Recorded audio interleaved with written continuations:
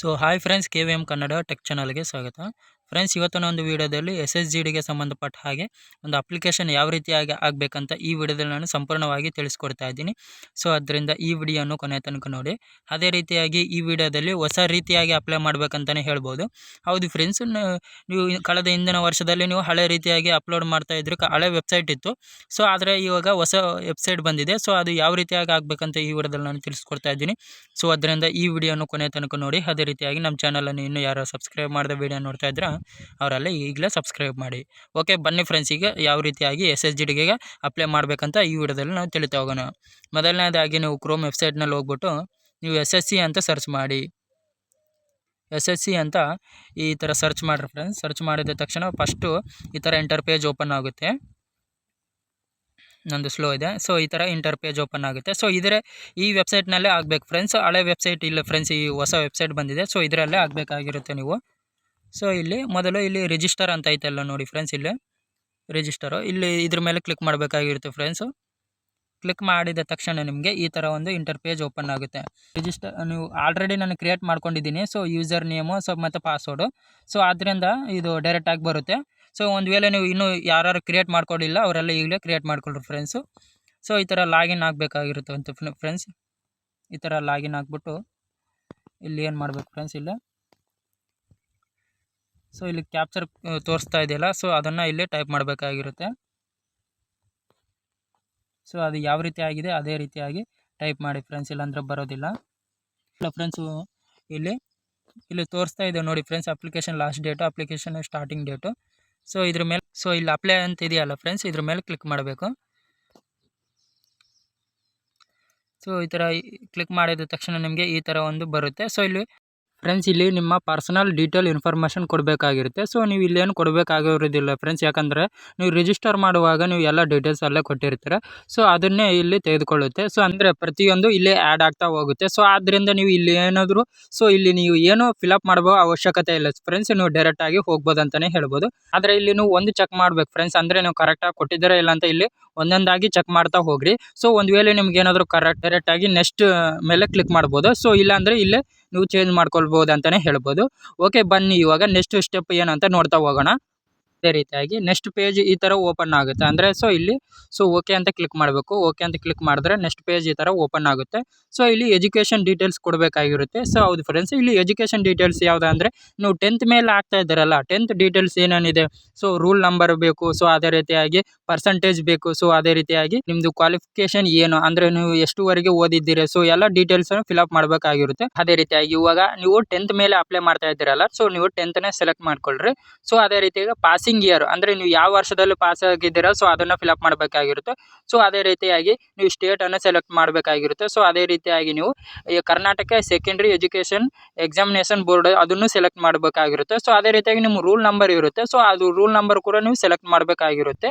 So ಅದೇ ರೀತಿಯಾಗಿ ನಿಮಗೆ ಪರ್ಸೆಂಟೇಜ್ ಕೇಳ್ತೀರಾ, ಅಂದರೆ ಪರ್ಸೆಂಟೇಜ್ ನೀವು ಯಾವ ರೀತಿಯಾಗಿ ಫಿಲಪ್ ಮಾಡಬೇಕಂದ್ರೆ, ಸೊ CGPA ಈ ರೀತಿಯಾಗಿ ಕೇಳ್ತಾರೆ. ಸೊ ಅದೇ ರೀತಿಯಾಗಿ ನೀವು ಪರ್ಸೆಂಟೇಜ್ ಮುಖಾಂತರ ಕೂಡ ನೀವು ಆಗ್ಬೋದು ಅಂತಲೇ ಹೇಳ್ಬೋದು. ನೋಡಿ ಫ್ರೆಂಡ್ಸ್, ಈಗ ಪರ್ಸೆಂಟೇಜ್ ಯಾವ ರೀತಿಯಾಗಿ ಆಗ್ತೇನೆ ಅಂತ ನೋಡಿ ಫ್ರೆಂಡ್ಸ್. ಇವಾಗ ಸೊ ನೀವು ಈ ರೀತಿಯಾಗಿ ನೀವು ಪರ್ಸೆಂಟೇಜ್ ಅಂದರೆ ನಿಮಗೆ ಎಷ್ಟು ಬಂದಿದೆಯೋ ಸೊ ಅಷ್ಟು ಈ ರೀತಿಯಾಗಿ ನೀವು ಪರ್ಸೆಂಟೇಜ್ ಮುಖಾಂತರ ಆಗಬೇಕು ಫ್ರೆಂಡ್ಸ್. ಈ ಥರ ಹಾಕಿದ ನಂತರ ನೀವು ಸೇವ್ ನೆಕ್ಸ್ಟ್ ಅಂತ ಕ್ಲಿಕ್ ಮಾಡಬೇಕು.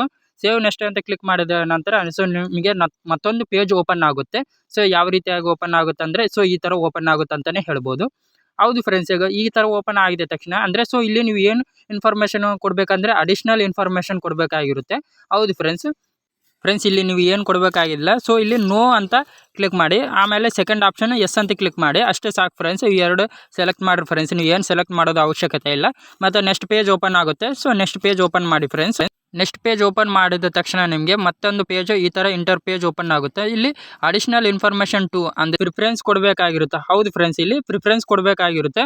ಅಂದರೆ ನಿಮಗೆ ನಿಯರ್ ಬೈ, ಅಂದರೆ ಹತ್ರ ಯಾವ ಜಿಲ್ಲೆ ಇರುತ್ತೆ ಆ ಜಿಲ್ಲೆನೇ ಸೆಲೆಕ್ಟ್ ಮಾಡ್ಕೊಳ್ಬೇಕು ಫ್ರೆಂಡ್ಸ್. ಸೆಲೆಕ್ಟ್ ಮಾಡ್ಕೊಂಡಿದ್ರೆ ಸೊ ನಿಮಗೆ 3 ಆಪ್ಷನ್ ಇರುತ್ತೆ. ಸೊ ನಿಮಗೆ ನಿಯರ್ ಬೈ ಅಲ್ಲಿ ಯಾವುದು ಹತ್ತಿರ ಇದೆ ಆ ಜಿಲ್ಲೆಯನ್ನು ಸೆಲೆಕ್ಟ್ ಮಾಡ್ಕೊಳ್ರಿ ಫ್ರೆಂಡ್ಸ್. ಸೆಲೆಕ್ಟ್ ಮಾಡಿದ ನಂತರ ನಿಮಗೆ ಸೊ ಅದೇ ರೀತಿಯಾಗಿ ಇಲ್ಲಿ ನೀವು ಲ್ಯಾಂಗ್ವೇಜ್ ಸೆಲೆಕ್ಟ್ ಮಾಡ್ಕೊಳ್ಬೇಕಾಗಿರುತ್ತೆ, ಅಂದರೆ ಕನ್ನಡ ಅಂತ ಸೆಲೆಕ್ಟ್ ಮಾಡ್ಕೊಳ್ರಿ. ಸೊ ಅದೇ ರೀತಿಯಾಗಿ ನೀವು ಏನಾದರೂ NCCಯಲ್ಲಿ ನೀವು ಪಾರ್ಟಿಸಿಪೇಟ್ ಮಾಡಿದರೆ ಸರ್ಟಿಫಿಕೇಟ್ ಹೊಂದಿದ್ರೆ ಸೊ ಎಸ್ ಅಂತ ಕೊಡಿ, ಇಲ್ಲಾಂದರೆ ನೋ ಅಂತ ಕೊಡಿ. ಸೊ ಅದೇ ರೀತಿಯಾಗಿ ನೀವು ಸ್ಪೋರ್ಟ್ಸಲ್ಲಿ ಏನಾದರೂ ಡಿಸ್ಟಿಕ್ ಲೆವೆಲ್ ಮತ್ತು ಸ್ಟೇಟ್ ಲೆವೆಲ್, ನ್ಯಾಷನಲ್ ಲೆವೆಲ್ ಏನಾದರೂ ಹೋಗಿದ್ರೆ ಸೊ ಎಸ್ ಅಂತ ಕೊಡಿ, ಇಲ್ಲಾಂದರೆ ನೋ ಅಂತ ಕೊಡಿ. ಸೊ ಅದೇ ರೀತಿಯಾಗಿ ಇಲ್ಲಿ ಪೋಸ್ಟ್ ಪ್ರಿಫರೆನ್ಸ್ ಕೊಡಬೇಕಾಗಿರುತ್ತೆ. ಹೌದು ಫ್ರೆಂಡ್ಸ್, ಪ್ರಿಫರೆನ್ಸ್ ಪೋಸ್ಟ್ ಕೊಡಬೇಕಾಗಿರುತ್ತೆ. ಅಂದರೆ ಸೊ ಇದು ಯಾವ ರೀತಿಯಾಗಿ ಕೊಡಬೇಕಂದ್ರೆ ಸೊ ಇಲ್ಲಿ ನೋಡಿ ಫ್ರೆಂಡ್ಸ್, ಇಲ್ಲಿ ಪೋಸ್ಟ್ ಕೋಡ್ ಕೊಟ್ಟಿದ್ದಾರೆ. ಅಂದರೆ ಎ ಅಂದರೆ ಏನು BSF, ಅದೇ ರೀತಿಯಾಗಿ ಬಿ ಅಂದರೆ ಏನು CISF. ಸೊ ಈ ಥರ ಕೊಟ್ಟಿದ್ದಾರಲ್ಲ, ಸೊ ಇದು ಯಾವ ರೀತಿಯಾಗಿ ಫಿಲಪ್ ಮಾಡಬೇಕಂತ ಸಾಕಷ್ಟು ವಿದ್ಯಾರ್ಥಿಗಳಿಗೆ ಇದೊಂದು ಗೊಂದಲವಾಗಿರುತ್ತೆ. ಸೊ ಅದರಿಂದ ಈ ಸ್ಕ್ರೀನ್ ಮೇಲೆ ನಾನು ಕೊಟ್ಟಿರ್ತೀನಿ, ಆ ಕೋಡನ್ನು ಫಿಲಪ್ ಮಾಡಿ ಫ್ರೆಂಡ್ಸ್. ನೋಡಿ ಫ್ರೆಂಡ್ಸ್, ಇಲ್ಲಿ ಸ್ಕ್ರೀನಲ್ಲಿ ಕಾಣ್ತಾ ಇದೆಯಲ್ಲ, ಆ ಕೋಡನ್ನು ಫಿಲಪ್ ಮಾಡಿ.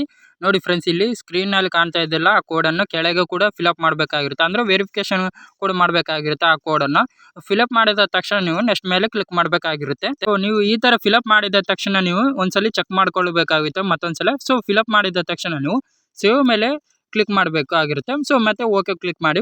ಓಕೆ ಕ್ಲಿಕ್ ಮಾಡಿದ ತಕ್ಷಣ ನಿಮಗೆ ನೆಕ್ಸ್ಟ್ ಪೇಜ್ ಓಪನ್ ಆಗುತ್ತೆ ಈ ಥರ. ಸೊ ಇದು ಮೇನ್ ಇಂಪಾರ್ಟೆಂಟ್ ಆಗಿರುತ್ತೆ. ಅಂದರೆ ಇಲ್ಲಿ ಅಪ್ಲೋಡ್ ಫೋಟೋ ಹಾಗೂ ಸಿಗ್ನೇಚರ್ ಅಪ್ಲೋಡ್ ಮಾಡಬೇಕಾಗಿರುತ್ತೆ. ಸೊ ಇಲ್ಲಿ ಮತ್ತೊಂದು ವಿಷಯ ಏನಪ್ಪ ಅಂದರೆ ಸೊ ಇಲ್ಲಿ ಲೈವ್ ಕ್ಯಾಪ್ಚರ್ ಫೋಟೋ ಹೊಡಿಬೇಕಾಗಿರುತ್ತೆ. ಹೌದು ಫ್ರೆಂಡ್ಸ್, ಇದು ಸೊ ಸಾಕಷ್ಟು ವಿದ್ಯಾರ್ಥಿಗಳಿಗೆ ಇದೊಂದು ಗೊಂದಲ ಆಗುತ್ತೆ. ಅಂದರೆ ಸೊ ಲೈವ್ ಕ್ಯಾಪ್ಚರ್ ಫೋಟೋ ತೆಗೆದುಕೊಳ್ಳೋದಿಲ್ಲ. ಸೊ ಇದನ್ನು ಯಾವ ರೀತಿಯಾಗಿ ಅಪ್ಲೋಡ್ ಮಾಡಬೇಕಂತ ಸಾಕಷ್ಟು ವಿದ್ಯಾರ್ಥಿಗಳು ಕೇಳ್ತಾ ಇದ್ದಾರೆ ಅಂತಲೇ ಹೇಳ್ಬೋದು ಫ್ರೆಂಡ್ಸ್. ಇಲ್ಲಿ ಸೊ ನಿಮ್ದು ಏನಾದರೂ ಫೋಟೋ ತೆಗೆದುಕೊಳ್ಳಿಲ್ಲ ಅಂದರೆ ಸೊ ಇಲ್ಲಿ ಸೊ ಒಂದು ಆ್ಯಪ್ ಕೊಟ್ಟಿದ್ದಾರೆ ಫ್ರೆಂಡ್ಸ್. ಆ ಆ್ಯಪ್ ಮೂಲಕ ನೀವು SSC ಕಡೆಯಿಂದ ಒಂದು ಆ್ಯಪ್ ಮೂಲಕ ನೀವು ಅಪ್ಲೋಡ್ ಮಾಡ್ಬೋದು ಅಂತಲೇ ಹೇಳ್ಬೋದು. ಹೌದು ಫ್ರೆಂಡ್ಸ್, ನೀವು ಸೊ ಅದು ಯಾವ್ದು ಆ್ಯಪ್ ಅಂತ ಈ ವಿಡಿಯೋದಲ್ಲಿ ನಾನು ತಿಳಿಸ್ಕೊಡ್ತಾ ಇದ್ದೀನಿ ನೀವು ಫ್ರೆಂಡ್ಸ್. ಹೌದು ಫ್ರೆಂಡ್ಸ್, ಆ ಆ್ಯಪ್ ಹೆಸರು ಬಂದ್ಬಿಟ್ಟು ಮೈ SSC. ಹೌದು ಫ್ರೆಂಡ್ಸ್, ನೀವು ಪ್ಲೇಸ್ಟೋರ್ನಲ್ಲಿ ಹೋಗ್ಬಿಟ್ಟು ಮೈ SSC ಆ್ಯಪ್ ಅಂತ ನೀವು ಸರ್ಚ್ ಮಾಡಿದ್ರೆ ಸೊ ನಿಮಗೆ ಈ ಥರ ಒಂದು ಆ್ಯಪ್ ಬರುತ್ತೆ. ಸೊ ಇದನ್ನು ಇನ್ಸ್ಟಾಲ್ ಮಾಡ್ಕೊಂಡಿದ್ದ ತಕ್ಷಣ ನಿಮಗೆ ಈ ಥರ ಓಪನ್ ಮಾಡಿದ್ರೆ ನಿಮಗೆ ಈ ಥರ ಬರುತ್ತೆ. ಸೊ ಇಲ್ಲಿ ನೀವು ಏನು ಮಾಡಬೇಕಂದ್ರೆ ಸೊ ನೀವು ರಿಜಿಸ್ಟರ್ ನಂಬರ್ ಪಾಸ್ವರ್ಡ್ ಹೊಡಿಬೇಕಾಗಿರುತ್ತೆ. ಹೊಡೆದ್ರೆ ಮಾತ್ರ ನಿಮಗೆ ಇಲ್ಲೇ ಲಾಗಿನ್ ಆಗುತ್ತೆ ಅಂತಲೇ ಹೇಳ್ಬೋದು. ಹೌದು ಫ್ರೆಂಡ್ಸ್, ರಿಜಿಸ್ಟರ್ ನಂಬರ್ ಪಾಸ್ವರ್ಡ್ ನೀವು ಇಲ್ಲಿ ಟೈಪ್ ಮಾಡಬೇಕಾಗಿರುತ್ತೆ.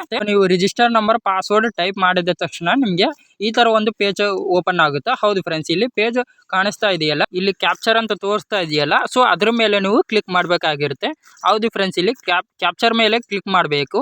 ಕ್ಲಿಕ್ ಮಾಡಿದ ತಕ್ಷಣ ನಿಮಗೆ ಈ ಥರ ಬರುತ್ತೆ. ಸೊ ಇಲ್ಲಿ ಕೊಟ್ಟಿದ್ದಾರೆ ನೋಡಿ ಫ್ರೆಂಡ್ಸ್. ಅಂದರೆ ನಿಮ್ಮ ಫೋಟೋ ಯಾವ ರೀತಿ ಆಗಿರ್ಬೇಕು ಅಂದರೆ ನೀವು ಮಾರ್ಕ್ಸ್ ಅನ್ನು ಯಾವುದೇ ಕಾರಣಕ್ಕೂ ಧರಿಸಬಾರ್ದು. ಸೊ ಅದೇ ರೀತಿಯಾಗಿ ಗಡ್ಡ ಇರಬಾರ್ದು. ಸೊ ಅದೇ ರೀತಿಯಾಗಿ ನೀವು ಚಸ್ಮಾ ಹಾಕೊಂಡಬಾರ್ದು ಫ್ರೆಂಡ್ಸ್. ಹೌದು ಫ್ರೆಂಡ್ಸ್, ನೀವು ಚಸ್ಮಾ ಹಾಕೊಂಡ್ರೆ ಸೊ ಅದು ತೆಗೆದುಕೊಳ್ಳೋದಿಲ್ಲ. ಸೊ ಆದ್ದರಿಂದ ಸೊ ನೀವು ನೀಟಾಗಿರ್ಬೇಕು ಫ್ರೆಂಡ್ಸ್. ನೀಟಾಗಿದ್ದರೆ ಆ ಫೋಟೋ ತೆಗೆದುಕೊಳ್ಳುತ್ತೆ.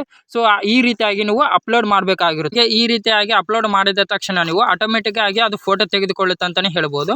ಹೌದು ಫ್ರೆಂಡ್ಸ್, ಅದು ನೀವು ವೆಬ್ಸೈಟ್ನಲ್ಲಿ ಮೂಲಕ ಹೋದರೆ ಆಟೋಮೆಟಿಕ್ ಆಗಿ ತೆಗೆದುಕೊಳ್ಳಿರುತ್ತೆ ಆ ಫೋಟೋ. ಸೊ ಅದೇ ರೀತಿಯಾಗಿ ನೀವು ಸಿಗ್ನೇಚರನ್ನು ಅಪ್ಲೋಡ್ ಮಾಡಬೇಕಾಗಿರುತ್ತೆ. ಹೌದು ಫ್ರೆಂಡ್ಸ್, ನೀವು ಸಿಗ್ನೇಚರನ್ನು ಯಾವ ರೀತಿಯಾಗಿ ಅಪ್ಲೋಡ್ ಮಾಡಬೇಕಂದ್ರೆ ಸೊ ನೀವು ಸಿಗ್ನೇಚರು 10 KB to 20 KB ಒಳಗಡೆ ಫ್ರೆಂಡ್ಸ್. ಹೌದು ಫ್ರೆಂಡ್ಸ್, ನೀವು ಏನಾದರೂ ಸಿಗ್ನೇಚರು ಸೊ ಯಾವ ರೀತಿಯಾಗಿ ಒಂದು ವೇಳೆ ಮಾಡಬೇಕಂತ ಗೊತ್ತಾಗಲಿಲ್ಲ ಅಂದರೆ ಸೊ ಖಂಡಿತವಾಗ್ಲೂ ವಿಡಿಯೋ ಮಾಡಿ ಹಾಕಿರ್ತೀನಿ, ಅಲ್ಲೋಗಿ ನೀವು ಚೆಕ್ ಮಾಡಿರಿ ಫ್ರೆಂಡ್ಸ್.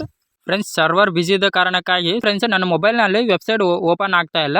ನೋಡಿ ಫ್ರೆಂಡ್ಸು, ನೀವು ಸಿಗ್ನೇಚರ್ ಅಪ್ಲೋಡ್ ಮಾಡಿದ ತಕ್ಷಣ ನೆಕ್ಸ್ಟು ಪೇಜ್ ಓಪನ್ ಆಗುತ್ತೆ. ಅಂದರೆ so next payment page open ಆಗುತ್ತೆ. ಸೊ ಹೌದು ಫ್ರೆಂಡ್ಸ್, ನೀವು ಪೇಮೆಂಟ್ ಇವಾಗಾದರೂ ಮಾಡ್ಬೋದು. ಸೊ ಮತ್ತೆ ಇನ್ನೊಂದ್ಸಲಿ ಚೆಕ್ ಮಾಡಿ ಸೊ ನಿಧಾನಕ್ಕೆ ಆಗಿ ಪೇಮೆಂಟನ್ನು ಪೇ ಮಾಡಿಬಿಟ್ಟು ಸೊ ನೀವು ಪ್ರಿಂಟ್ ಆದರೂ ತೆಗೆದುಕೊಳ್ಳಬಹುದು, ಅಥವಾ ಇಲ್ಲಾಂದರೆ PDF ಮಾಡಿ ನಿಮ್ಮ ವಾಟ್ಸಪ್ ಮೂಲಕ ಎಲ್ಲಾದರೂ ನೀವು ಸೊ ಸೇವ್ ಮಾಡ್ಕೊಳ್ಬೋದು ಅಂತಲೇ ಹೇಳ್ಬೋದು.